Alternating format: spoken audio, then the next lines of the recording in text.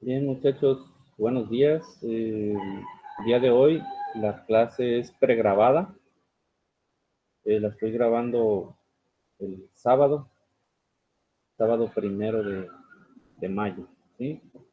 Tengo una salida de la misma universidad a un campamento científico, ¿sí? Al que se presentó la oportunidad de asistir y es durante esta semana, de lunes a viernes. Entonces estoy grabándoles esta sesión de manera anticipada. El tema, bueno, son varios. Voy a empezar con esto de los hidrocarburos, ¿sí? Ya les he mencionado que los hidrocarburos son principalmente extraídos del petróleo, ¿verdad? Y que los primeros cuatro, el metano, etano, propano y butano, son gases, ¿sí? Eh, Son gases, ¿sí? A temperatura y presión ambiente son gases. Después, los hidrocarburos de 5 a 12, ¿sí? O sea, el pentano, hexano, heptano, octano, nonano, decano, undecano y dodecano. Son líquidos, ¿sí? Conforman la gasolina. Tanto los que son lineales, digamos, como los que son isómeros, ¿sí? Son los que componen la gasolina, que es una mezcla de estos hidrocarburos, y el del dodecano al hexadecano, ¿sí? También son líquidos y conforman el queroseno y el combustible para los aviones. Del pentadecano al eh, octadecano, ¿sí? Es el combustible diésel, ¿sí? Son los combustibles diésel y el petróleo para calefactores, ¿sí? Y del octadecano al hidrocarburo de 25 carbonos, ¿sí? Son los aceites lubricantes para las máquinas, para los motores.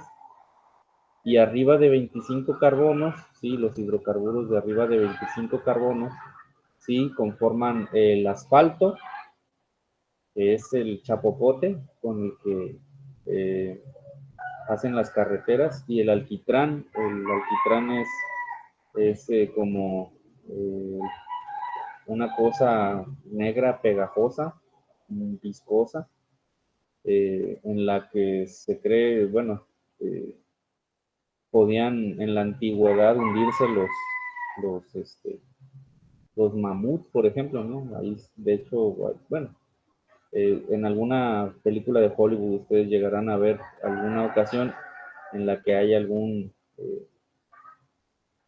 tipo charco de alquitrán en el que se unen los cavernícolas o algún mamut despistado por ahí. Entonces, lo que viene siendo el petróleo, ¿sí? Dice, el petróleo crudo contiene una amplia variedad de hidrocarburos.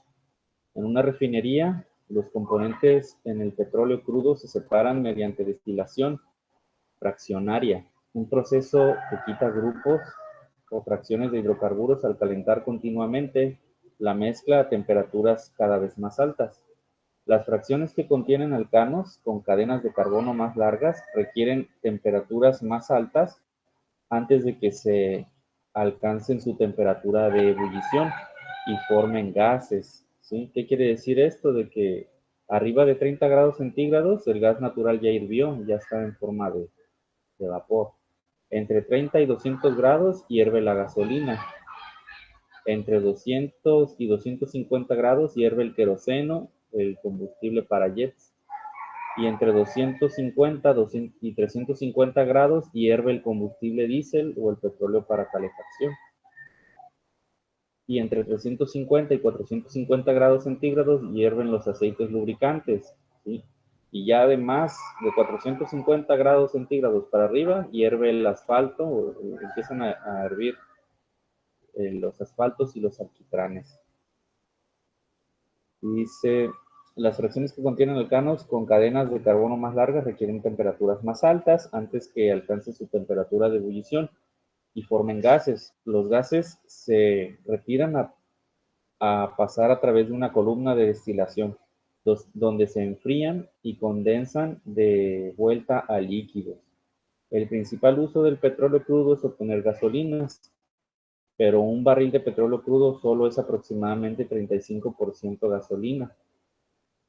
Yo pienso que de su peso, no mencionan si del peso o del volumen. Para aumentar la producción de este combustible, los petróleos calentados se separan para obtener los alcanos de menor masa. Entonces, es como si tú pusieras a hervir en, una, eh, en, un, en una olla un poco de petróleo, ¿no? Solo que la olla la vas a tapar y le vas a poner pues una salida, un tubito. Entonces empiezas a calentar tu olla lentamente eh, de petróleo crudo, ¿no? Y alcanzado los 30 grados va a empezar a hervir, a burbujear, ¿sí? Porque van a salir primero los primeros hidrocarburos de 1 a 4 carbonos.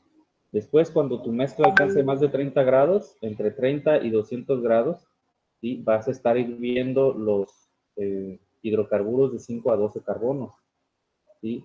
Y por el tubo va a estar saliendo vapor, ¿verdad? Va a estar saliendo vapor, pero si el tubo ese lo haces largo y lo enfrías, ¿sí? Vas a estar obteniendo gotitas de esos hidrocarburos que van a ser gasolina.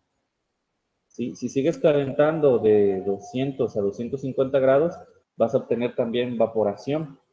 Y en el tubo de enfriamiento, perdón, sí, en el tubo de enfriamiento,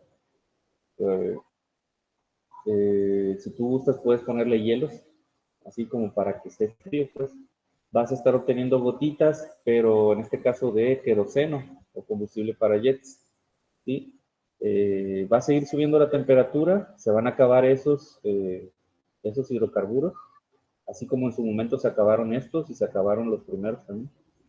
De 250 a 350 vas a empezar a obtener los hidrocarburos de 15 a 18 átomos de carbono, es decir, el combustible diésel y el petróleo para calefacción. Y si sigues aumentando más la temperatura, estos se te habrán acabado y vas a empezar a obtener en el vapor que está saliendo de tu olla, y en la condensación vas a estar obteniendo aceite lubricante, ¿sí? Y por último, lo que va a quedar en la olla va a ser el alquitrán o el asfalto, ¿verdad? Que ese ya no va a vaporizar. Aquí dice que no es volátil. Entonces aquí hay una imagen de una refinería, ¿sí? Una refinería. Bueno, ahorita con la situación ambiental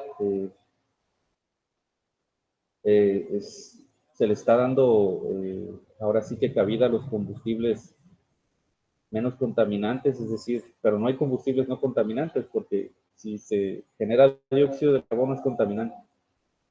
Entonces, las energías limpias, las de fuentes renovables, ¿verdad? Las solar, eólica, geotérmica, hidráulica, etcétera. Esas, pero los combustibles fósiles son el músculo, digamos, a veces de las economías, porque son seguras de algún modo, o sea, seguras en cuanto al suministro de energía, pero las eólicas, las solares y demás son intermitentes porque también dependen del viento, dependen de la cantidad de sol que haya, que no esté nublado, etcétera, ¿no? Y pues tienen un problema también las energías limpias, que es el almacenamiento de la energía. Tiene que, de alguna manera, la que no se utilice, poder almacenarse, ¿sí? Entonces es un problema, el almacenamiento. Entonces, esto es un esquema de lo que viene siendo una torre de destilación o una eh, refinería, digamos, ¿no? Pasa el petróleo por aquí, lo calientan, ¿sí? y empieza a calentar, a hervirse, ¿sí? El primero que empieza a hervir son los primeros hidrocarburos, los que ya mencioné, los del gas natural. Los siguientes son los de la gasolina, los siguientes son los del queroseno, los siguientes del diésel, los siguientes del aceite lubricantes y los últimos, ya que no hierven, son el asfalto y el alquitrán. Y son los que se utilizan para las carreteras, ¿verdad? Entonces, esto se los quiero mostrar también acá en una refinería. Bueno, me tomé la libertad de abrir estas páginas de Google. Estoy compartiéndoles pantalla y bueno, es clásico ver en las refinerías de petróleo, ver esta flama en unas torres. Es unas, están en ese proceso eliminando unos hidrocarburos. Es una cantidad relativamente mínima la que queman ahí, pero pues es contaminante, pero es algo distintivo de las refinerías, digamos, ¿no? No todo el tiempo está quemándose, pero es algo distintivo de las refinerías. Y quería mostrarles, bueno, esta es una imagen de unas refinerías también, de la torre de destilación. Fíjense, esta torre representa lo que viene siendo nuestro esquema, eh, ¿verdad? Entonces, este es un, digamos, un reactor de torre de destilación de petróleo crudo. Es lo mismo que digamos, ¿no? Entonces, existe una forma de emular algo pequeño así en escala sin que sea usando petróleo crudo, ¿verdad? Porque, bueno, no es como si fueras a poder ir a comprar 1 kilo de petróleo crudo a la tienda de la esquina, ¿verdad? Pero podemos nosotros hacer este experimento se llama destilación destructiva de la madera. En lugar de hacerlo con petróleo, lo haces con madera, con acerrín o con pedazos de leña, digamos, ¿no? Empiezas tú a calentar la madera en una olla o en un tubo o en un reactor, y al momento de que empiezas a aplicar calor, ¿sí? Los polímeros, en este caso, que hacen la madera, empiezan a calentarse, llevan su temperatura, y los polímeros son, bueno, como cadenas, largas cadenas de grupos de moléculas, eh, que al momento de que se calientan, bueno, tienden a romper sus enlaces químicos, ¿sí? Y al romperlos, se forman moléculas más pequeñas. La madera es rica en carbono, hidrógeno y oxígeno, ¿sí? Entonces, dentro de las moléculas pequeñitas que se empiezan a obtener ahí, muchos son hidrocarburos y también son alcoholes que son ricos en hidrocarburos también. Entonces, son combustibles y se puede hacer como una especie de mini refinería o mini destilación ahí de combustibles de la madera, ¿sí? Como esto. Entonces, les voy a, en este momento, compartir, ¿cómo se llama? Compartir ventana para que les enseñe el video. Dejo de compartir, pantalla completa y les comparto ventana. Espérenme poco, un poquito. Entonces, esta clase las estoy videograbando con anticipación. Se las programo para que les aparezca a la hora de la clase de nosotros. Segundo A, segundo B, segundo C y segundo D. Lunes, martes, miércoles y jueves a las 8. Voy a compartir ventana.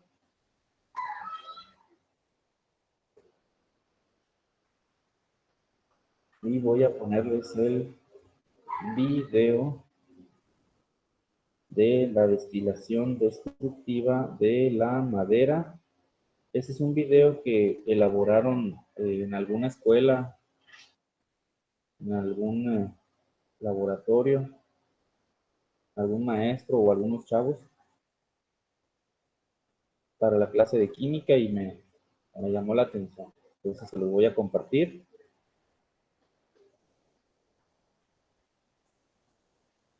Ya estoy compartiéndoles ventana y de ser necesario voy a hacer algunas pausas y explicaciones durante el mismo. Dice, la destilación destructiva de la madera, un producto pues natural. Ahí se ve que están calentando acerrín en un tubo, ¿sí? Tubo de ensayo que a su vez tiene un tapón con una manguerita o un tubito que está a su vez sumergido en una cantidad de agua en otro recipiente que es un matraz Erlenmeyer, pero eso no importa, lo que importa es que está sumergido en un poco de agua. El agua tiene el objetivo nada más de, ¿cómo se dice? De enfriar la mezcla, de enfriar los gases que salgan por ahí y de atrapar algunas sustancias que no sean precisamente muy orgánicas, que sean solubles en agua. ¿Sí? Y a su vez, el matraz Erlenmeyer es dioradado, tiene, bueno, el tapón es dioradado, tiene otro tubo hacia arriba, por el cual van a poner ahí un cerillito y van a observar cuando el cerillito, los gases que salen por ahí, la flamita se prende, pues, como si fuera una pequeña hornilla. Quiere decir que ya está la madera descomponiéndose en forma de combustibles, de alcanos, de alcoholes. Dejo correr el video. Calentamos, dice el acerrín con el mechero Bunsen. Puede ser con otro tipo de calentamiento, ¿no? Bueno, ahí se ve que está primero saliendo el vapor de agua, está calentándose el aire del tubo, por eso es que está burbujeando allá. Dice, en unos 2 minutos se calienta el acerrín, se comenzó a producir un gas, el cual lo podemos apreciar en el matraz. Es aire principalmente y vapor de agua.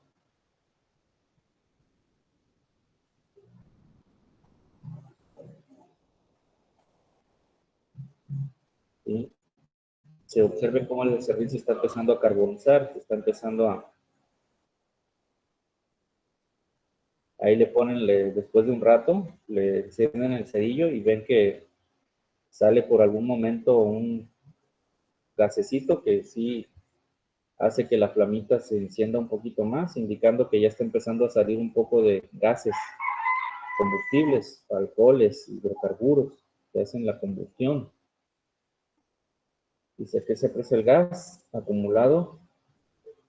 Fíjense. Esta imagen muestra el matraz, no sé cómo dice. Bueno, esos son como aceititos de la madera.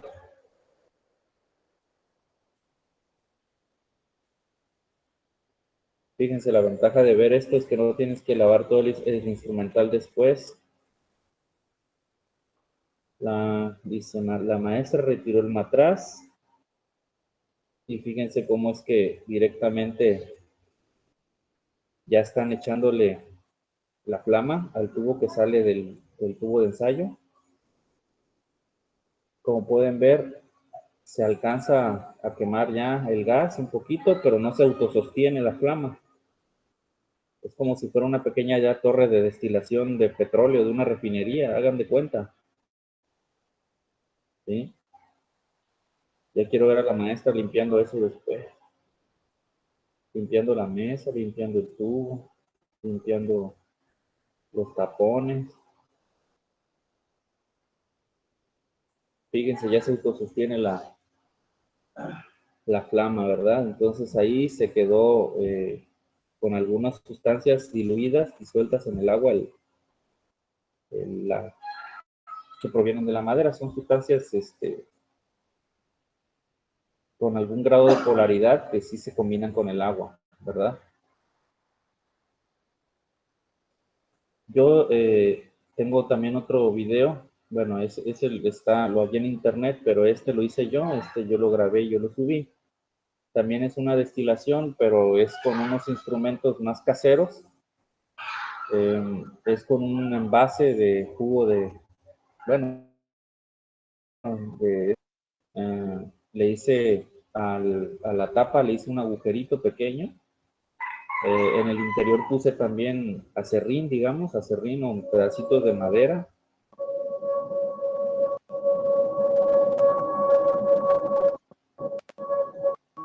Sí, y es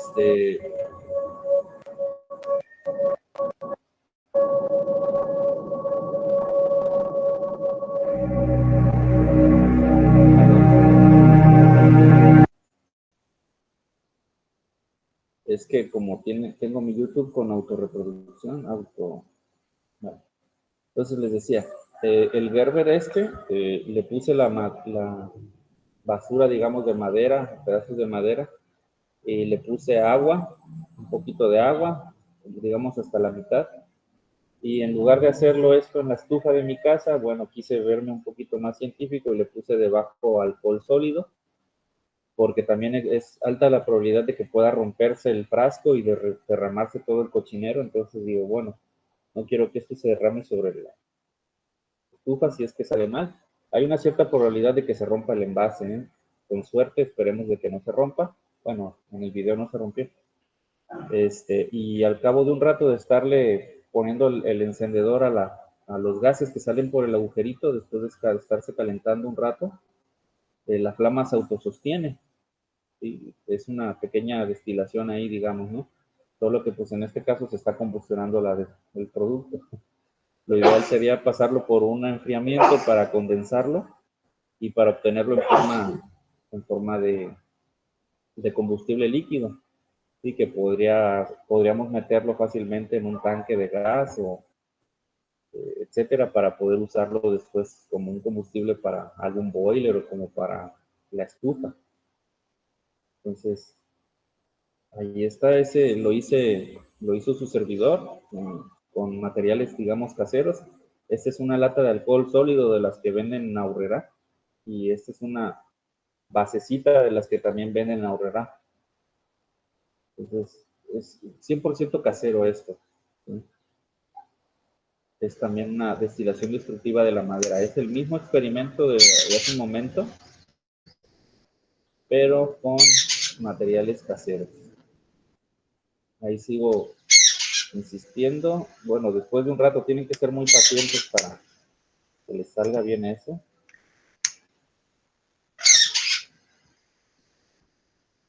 Ahí pueden ver que la flama ya se empieza a autosostener sola después de un rato. ¿Sí?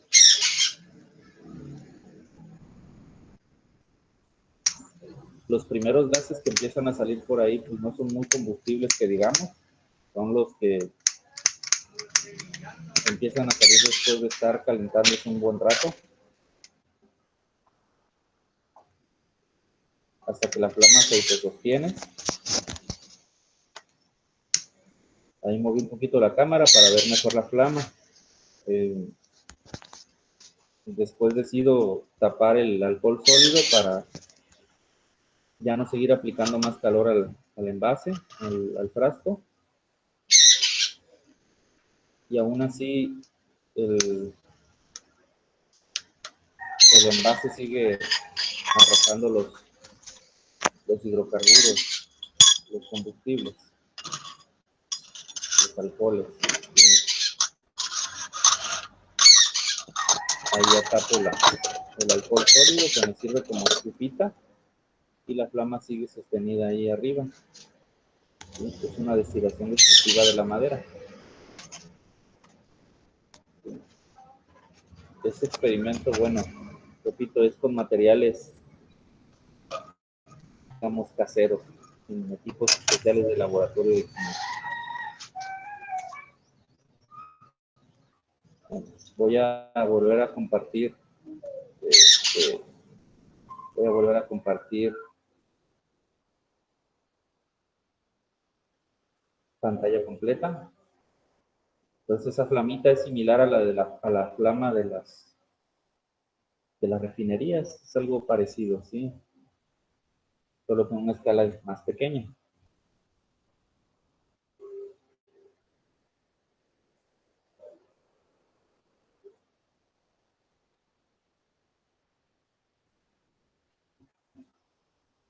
Espérenme un poquito.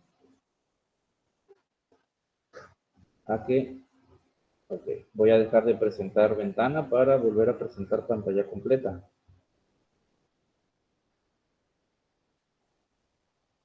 Me parece que en las instrucciones de esta vez les voy a pedir que vean este video para que me digan, profe, ya vi el video, y ponerle la asistencia. ¿Sí? Me voy a llevar las listas, me las voy a llevar a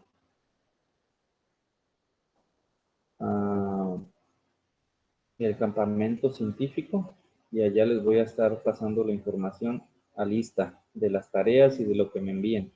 Pero mi idea es que vean esta grabación para poderles poner la asistencia. Entonces estoy presentando otra vez pantalla completa. Voy al libro PDF otra vez.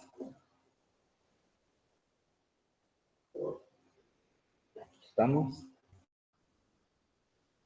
Entonces ya les expliqué un poquito de esto de los hidrocarburos y los alcanos, ¿sí? Los hidrocarburos alcanos tienen solamente enlaces sencillos entre carbono, puro carbono sp3 y están compuestos únicamente por carbono e hidrógeno. Dice, los alcanos que tienen 5 o 8 átomos de carbono, pentano, hexano, heptano y octano, son líquidos de temperatura ambiente. Son enormemente volátiles, lo que los hace útiles en combustibles como la gasolina. Los alcanos líquidos con 9 de 7 átomos de carbono tienen puntos de ebullición más alto y se encuentran en el queroseno, diésel y combustibles para reactores. El aceite de motor es una mezcla de hidrocarburos líquidos que se usa para lubricar componentes internos de los motores. El aceite mineral es una mezcla de hidrocarburos líquidos y que se usa como laxante y lubricante.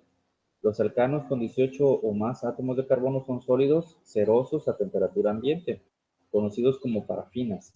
Estos compuestos se usan en recubrimientos cerosos para frutas y vegetales para retener la humedad, inhibir el crecimiento de hongos y mejorar la apariencia. El petrolato o vaselina es una mezcla de hidrocarburos líquidos con puntos de ebullición bajos que están encapsulados en hidrocarburos sólidos. Se usa en pomadas y cosméticos y como lubricante y solvente. ¿Sí? Los alcanos principalmente se usan como combustible, ¿sí? Entonces, los alcanos se combustionan, combustión de alcanos. Dice, un alcano experimenta combustión cuando reacciona con oxígeno,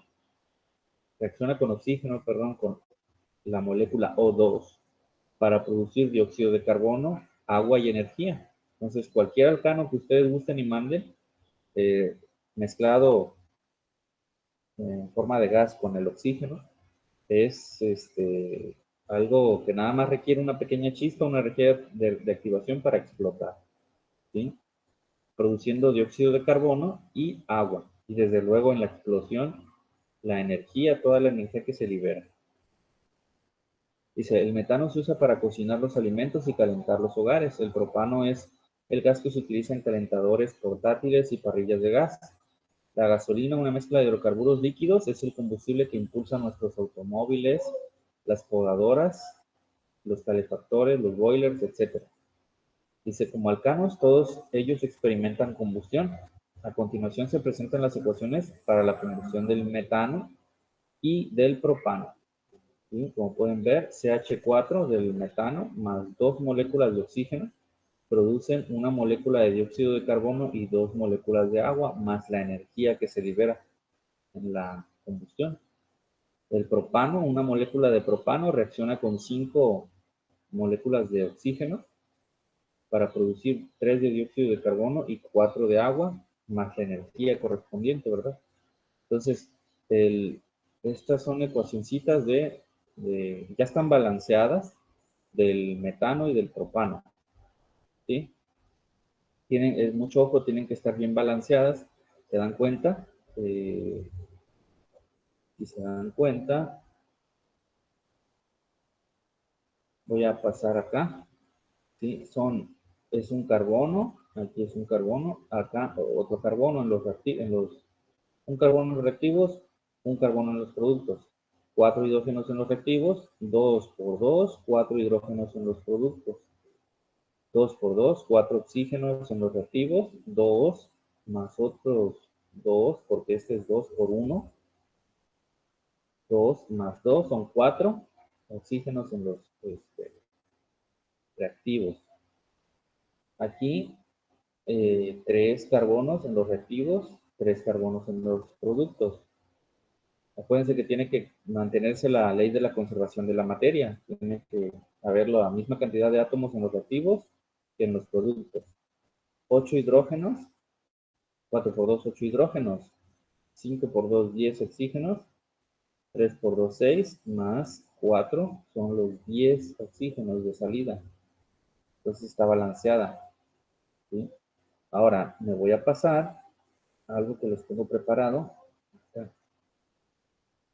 ¿Se acuerdan de nuestro amigo octano? Sí, es un hidrocarburo, C7H16. ¿Sí? Al combinarse con el oxígeno producirá la combustión del heptano y producirá dióxido de carbono y agua. Pero, ¿cuáles serán los coeficientes de balanceo de esa ecuación de combustión del heptano? Bueno, si recordarán el método que vimos en la unidad 5 de Química 1, ¿sí? El método algebraico, ¿sí? Consiste de ponerle las letras a los coeficientes de cada una de las fórmulas de los reactivos y de los productos en orden alfabético y hacer una ecuación algebraica de cada uno de los elementos. ¿Sí? En este caso, de izquierda a derecha, empezando en este caso con el carbono, sería 7 por A, 7A. No hay más reactivos, perdón, no hay más carbonos en los reactivos. Entonces, 7A va a ser igual a C, que es 1 por C. ¿Sí? Entonces, 7A igual a C es la ecuación del carbono. 16 por A es 16A. No hay más hidrógenos en los reactivos. Igual a 2D. No hay más hidrógenos en los productos. Entonces, 16A igual a 2D es la ecuación del hidrógeno. Ahora sigue el oxígeno. 2B, 2 por B. No hay más oxígenos en los reactivos. Igual a 2C.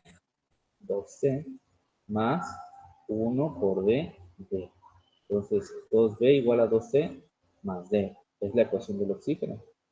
Entonces, para balancear de esta manera eh, hidrocarburos, bueno, ecuaciones de combustión de hidrocarburos, de alcanos, bueno, se sugiere de pronto darle el valor de 2 a la A. Entonces, si la A vale 2, sustituyo aquí. Sería 2 por 7, 14. Entonces, la C vale 14. Aquí se está viendo, ¿sí? 7 por A es C, entonces A es 2, 7 por 2, 14. ¿Sí? A es 2 por 16, 32. ¿Sí? Y al dividirse entre 2, va a volver a ser 16. Entonces D va a ser 16. Discúlpenme si me voy rápido, pero esto ya ustedes lo dominan, es de álgebra desde la secundaria.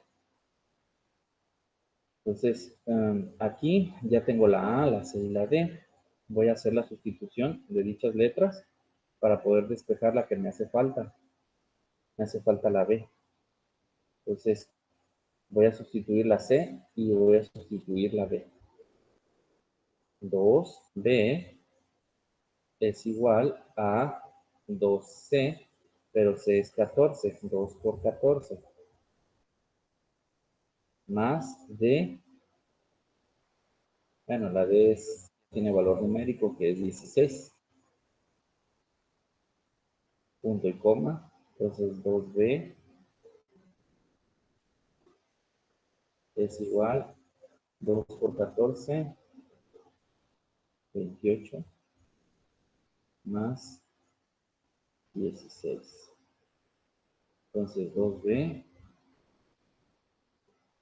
es igual 6 y 8, 12 más 14. Llevo 1, 2, 1, 3, 1, 44. Entonces, dividido entre 2, la B es igual a 44 entre 2 es 22. ¿Sí? Y si ustedes observan, la A, la B, la C y la D, todas son pares. Entonces, podemos simplificar y dejar a la A dividido entre 2 es 1. La B dividido entre 2 es 11. La C dividido entre 2 es 7. Y la D dividido entre 2 es 8. Entonces, esos son nuestros coeficientes que van a balancear la ecuación. 1, 11, 7, 8. Lo ponemos aquí. 1, 11, 7, 8. Y si checamos y contamos los átomos de cada elemento, 7 carbonos entran, 7 carbonos salen. 16 hidrógenos entran, 16 hidrógenos salen. 22 oxígenos entran, 7 por 2, 14, más 8. 22 oxígenos salen, entonces ya está balanceada. ¿Sí?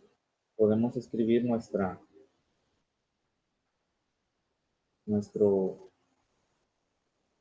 parte, digamos, literal de nuestra ecuación para poderla leer correctamente, así como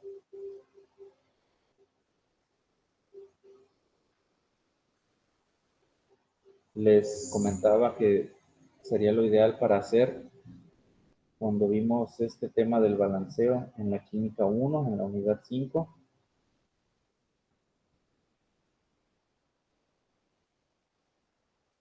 Permítame un poquito que reaccione mi computadora. Ahí está. Entonces, serían, voy a utilizar con color negro,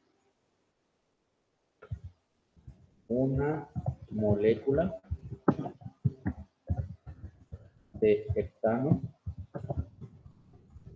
llámese cualquiera de los 9 heptanos, de cualquiera de los 9 isómeros de heptano, todos son combustibles. Una molécula de heptano, ¿sí? Reacciona o se combina con 11 de oxígeno diatómico. Es para diferenciarlo entre el ozono, que es O3, es oxígeno triatómico en el caso del ozono, pero este es diatómico, para formar o reaccionar produciendo 7 de dióxido de carbono y 8 de agua en una reacción de combustión. Aquí me hizo falta liberando energía en una reacción de combustión. ¿Sí? Ya si se quieren ganar un punto, ¿sí? Si se quieren ganar un punto para el que quiera, hagan esto mismo, pero en lugar de que sea el heptano, que sea el pentano. ¿Sí? El pentano. Me mandan la fotografía y se van a ganar un punto. Ojo, van a ser nada más los primeros 5, ¿sí? Los primeros 5 por grupo, porque luego no quiero que me lleguen el puño de trabajos, ¿sí? Nada más los primeros 5, por favor, ¿sí? Los primeros 5 van a meritar puntos. Entonces, voy a proseguir. Estoy compartiendo pantalla completa. Me voy a esto. Y Ok, dice, es posible que ya sepas que es peligroso quemar gas natural, petróleo, madera en una habitación cerrada donde la ventilación y el aire fresco no sean adecuados. ¿Sí? Un calentador de gas, una chimenea o una estufa de leña deben tener ventilación adecuada. Si el suministro de oxígeno es limitado, la combustión incompleta produce monóxido de carbono, CO. CO es diferente al CO2. ¿Sí? La combustión incompleta de combustibles, como el metano, ¿sí? Se produciría así. Bueno, la ecuación 2CH4 produce 3, perdón, más 3 de oxígeno, cuando debería de ser más oxígeno, debería de ser el doble, debería de ser el doble, debería ser 4 moléculas de dióxido de oxígeno para que la combustión sea completa, ¿verdad? Pero aquí resulta que se produce, en lugar de dióxido de carbono, por haber déficit de oxígeno, se produce monóxido en lugar de dióxido de carbono y el agua, ¿verdad? Y se libera la energía. Resulta que el gas monóxido de carbono CO es un gas venenoso, incoloro e inodoro. Es decir, no tiene olor, ¿sí? No lo puedes percibir. Y muchas veces las personas, por el frío, cuando llegan las heladas y demás, se quedan dormidas con el calentón, digamos, ahí prendido, y con la chimenea, con el fuego, con el mechón, dijeran por ahí en Sinaloa. Entonces se quedan dormidos y empiezan a inhalar el monóxido de carbono, ¿sí? Que entra al torrente sanguíneo donde se une a la hemoglobina, lo que reduce la cantidad de oxígeno que hay en la persona, en la sangre, ¿no? El que es bueno, el que nosotros necesitamos, ¿sí? Como resultado, una persona puede experimentar o reducir su capacidad de ejercitarse, reducir la percepción visual y la destreza manual. Eso sí está consciente, pero si está dormido, dice, cuando la cantidad de hemoglobina es de 10% o menos, la persona puede sufrir respiración entrecortada, dolor de cabeza leve y aletargamiento, que son síntomas que suelen confundirse con gripe. Las personas que fuman mucho llegan a tener hasta un 9% de hemoglobina.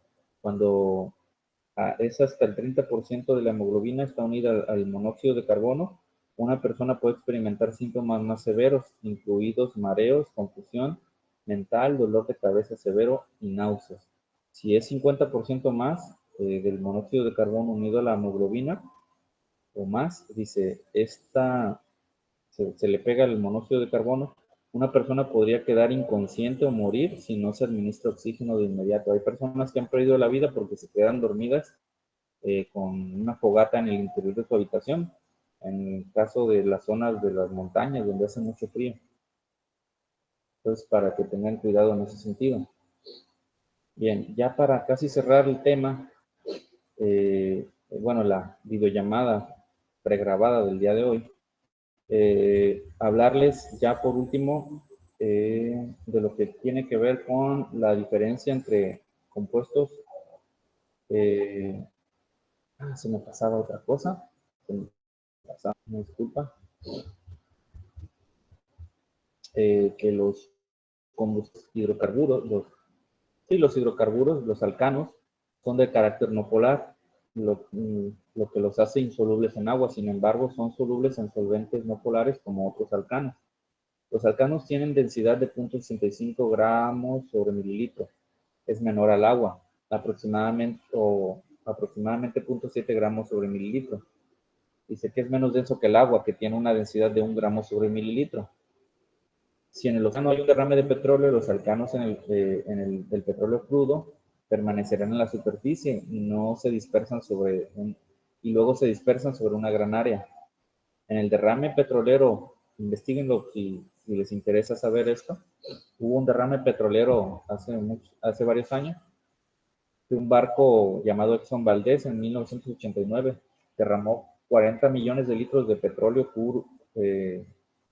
crudo sobre una zona de Alaska, cubriendo 25,000 kilómetros cuadrados, ¿sí?, de agua en Prince William Sound, Alaska. Si el petróleo crudo alcanza las playas y aguas interiores, puede haber un daño considerable a los hábitats de moluscos, peces, aves y vida salvaje. Aún hay petróleo en dicha superficie, ¿sí? O justo debajo de la superficie en aguas, en algunas áreas de Prince Island Sound. Dice, la limpieza incluye métodos tanto mecánicos como químicos. En unos se usa un compuesto no polar que atrae el petróleo para recogerlo y luego se raspa en tanques de recuperación. Por ahí he visto en internet que también se utiliza cabello humano. ¿Sí? Se hace una especie como de salchichas de cabello humano con una especie como de tela como si fueran medias de mujer. Se agrega ahí cabello humano y estos absorben, ayudan a absorber los derrames petroleros. Dice, los primeros 4 alcanos, metano, etano, perdón, ya son gases a temperatura ambiente y son ampliamente utilizados como combustible. Eso ya se los mencioné.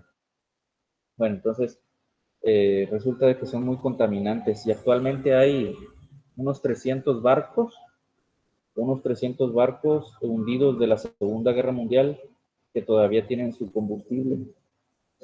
Tienen combustible, muchos eran petroleros y se hundieron con todo y su carga. ¿Sí? Y están pues oxidándose en el fondo del Atlántico, muchos, y están por liberar sus miles y miles de litros de hidrocarburos. Esto es muy grave, esto es muy grave. Incluso varios países ya están haciendo alertas para eh, evitar, bueno, poder rescatar de alguna manera ese petróleo. Incluso recientemente hubo un desastre, investiguenlo, por allá por las costas de África, una isla por ahí de África, donde se accidentó un barco petrolero y derramó, está derramando el petróleo.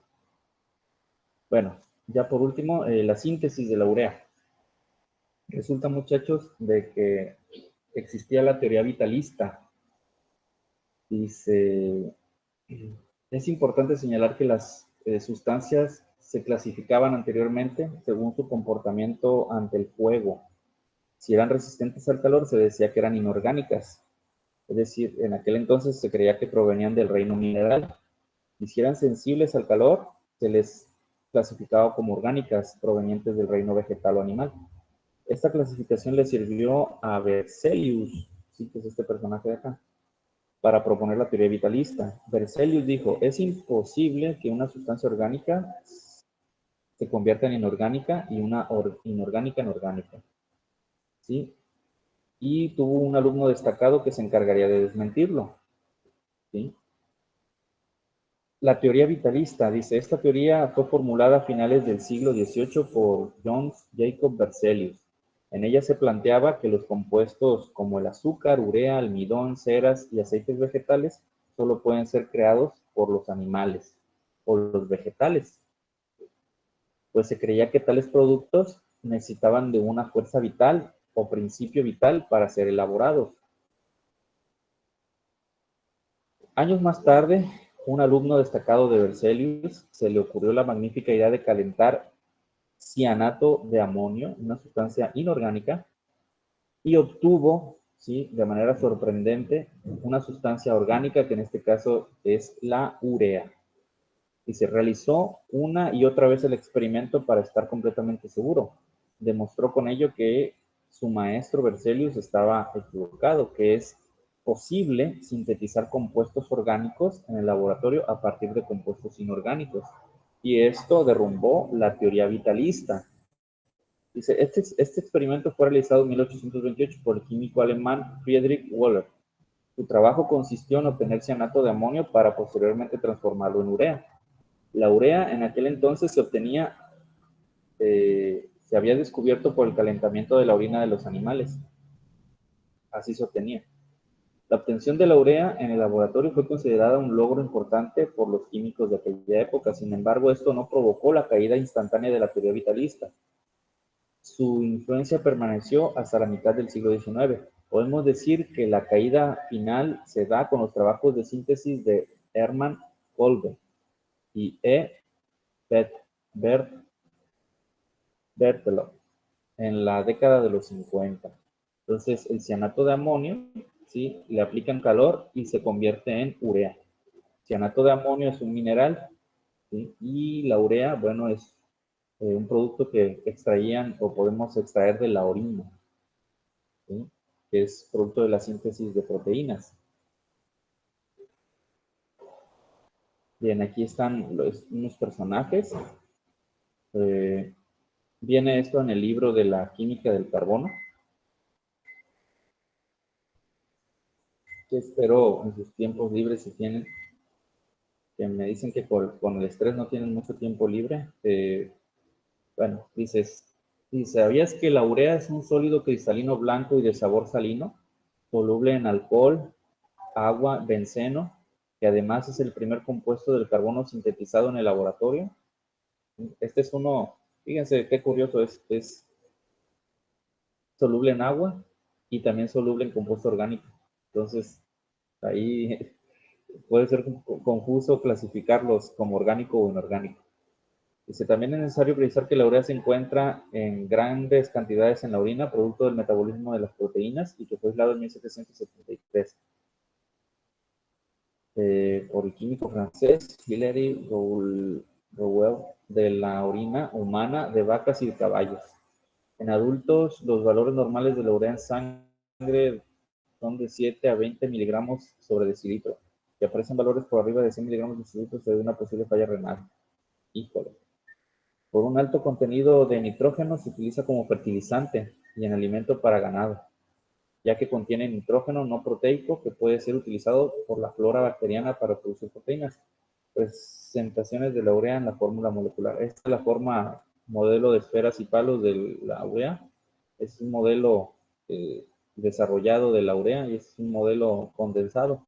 Ese es un modelo de espacio lleno de la molécula de la urea. ¿Sí?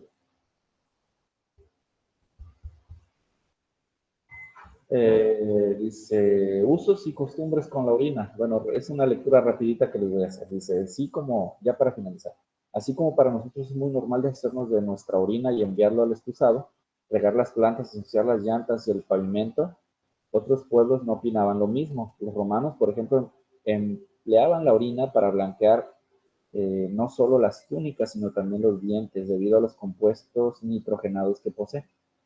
Esta costumbre pasó a la España medieval incluso con la creencia de que si se limpiaban los dientes con orina, se evitaba, se evitaba su caída. Imagínate que una persona te dijera después de que le has dado un beso, fuchi, y hueles a miados, y tú te lo respondieras, es que me acabo de lavar los dientes.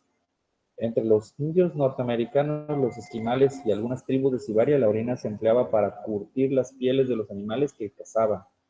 En la América colonial, para limpiar las ventanas, también en Siberia del Este se recogía la orina y se almacenaba en grandes barriles para luego bañarse.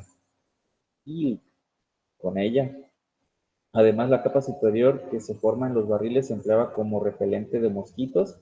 La misma costumbre de lavarse con pipí la tenía la tribu Nuer en Etiopía. Otros usos de la orina entre los esquimales era para lavarse el pelo. En México, nuestros antepasados la consideraron un remedio para la caspa. Se ha usado para quitar manchas de tinta o para hacer tintes para tatuajes mezcladas con polvo de carbón. El urato o sal de ácido úrico lo empleaban los agricultores de Suiza, Francia y de los Países Bajos como fertilizante para sus cultivos. Dice, pero sin lugar a dudas, la costumbre más sorprendente que se sigue practicando hoy en día es la de beber tu propia orina. En la China antigua se creía que la orina tenía propiedades afrodisíacas, es decir, que servía para el amor. En Siberia, que tenía propiedades medicinales y que curaba la infertilidad. La costumbre actual de quienes practican el yoga tántrico es beber la orina para purificarse. Mahatma Gandhi, ¿sí? Se bebía su orina todas las mañanas. ¿Se te antoja una tacita de tus propios miados bien calientitos? En gusto se rompo en género. Fíjense, me llamó la atención, dice, usos y costumbres se lo han tomado por el libro de las cochinadas de Juan Tonda y Julieta Fierro. Julieta Fierro creo que no es la que sale en Facebook, a veces creo que he compartido contenido de ella. 2005 ADN y Conaculta, México. Entonces, por esta clase, bueno, videograbada es no se les pase, si les interesa el punto hacer esto, es con el pentano, ¿sí? Con el pentano.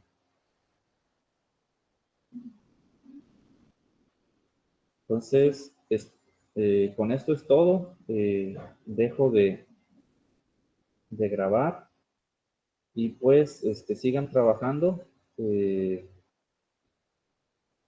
Sigan trabajando. Les debió aparecer a las 7 de la mañana hoy la tarea de hacer las planas de los grupos funcionales, ¿sí?